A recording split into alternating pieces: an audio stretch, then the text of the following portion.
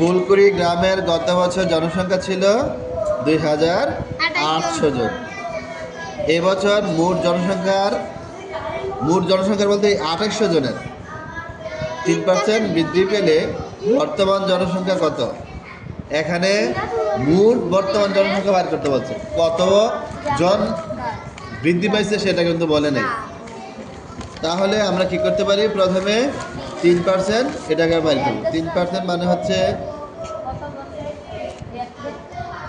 3%, তাহলে 3 গুণ পার্সেন্ট হচ্ছে 100, তাহলে কি হবে? 3, ঠিক আছে, 100 জনে 3 জন, ঠিক আছে, 100 জনে কি 3 জন। আচ্ছা, তাহলে আমরা অঙ্কটা যেহেতু হ্যাঁ ওইটা তো বোঝানোর জন্য আমরা মার্ক প্রিন্ট করছি, ঠিক আছে।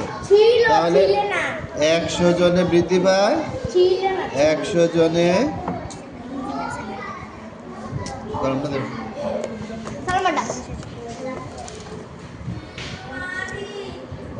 জনে বৃদ্ধি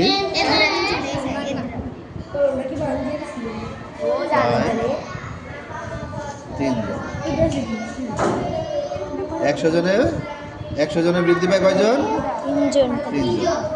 এখন যদি 100 জন লোকের মধ্যে 3 জন বৃদ্ধি পায়, তাহলে একজনের মধ্যে বৃদ্ধি কি কম পাবে না বেশি পাবে? একজনের মধ্যে বৃদ্ধি কম পাবে, কম পেলে কি হবে? ভাগ হবে। তাহলে 3 থাকবে উপরে, 100 যাবে নিচে, ঠিক আছে।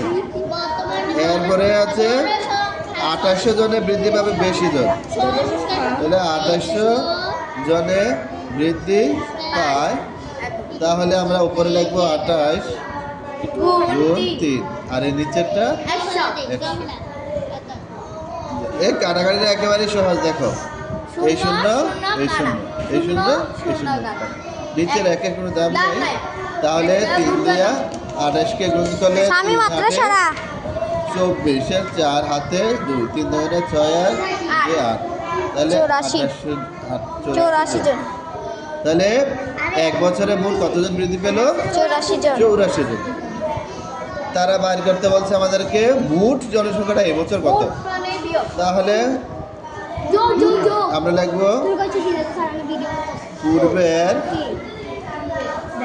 জনসংখ্যা ছিল কতজন? কেবল 2800 জন।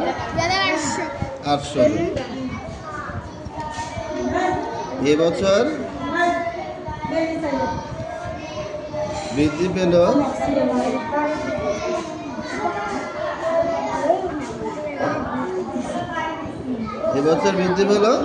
কতজন? 84 জন। 84 জন লিখতে হলে কি করতে হবে? এই তোমার এই দুই সংখ্যার নিচে লিখতে হবে। জি,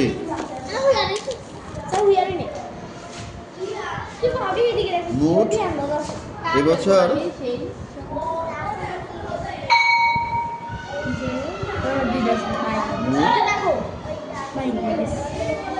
জনসংখ্যা, এবছর মোট জনসংখ্যা, তাহলে মোট জনসংখ্যা কত হবে?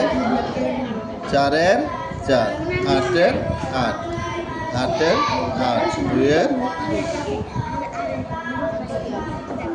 তাহলে উত্তর হবে কি? এবছর মোট জনসংখ্যা 2884 জন। হ্যাঁ, 2884। ওকে।